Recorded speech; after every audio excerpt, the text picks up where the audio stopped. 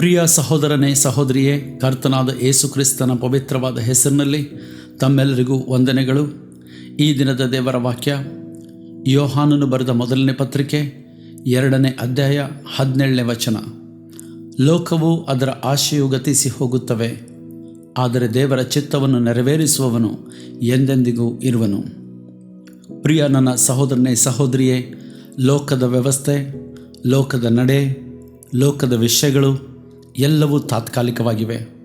ಅವು ಈ ದಿನ ಇರ್ತದೆ, ನಾಳೆ ಗತಿಸಿ ಹೋಗ್ತದೆ.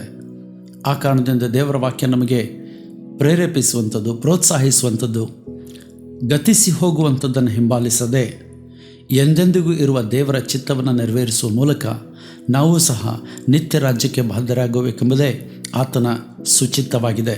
ಕರ್ತನು ನಮ್ಮನ್ನು ಆ ಮಾರ್ಗದಲ್ಲಿ ನಡೆಸಲಿ. ಆಮೇನ್.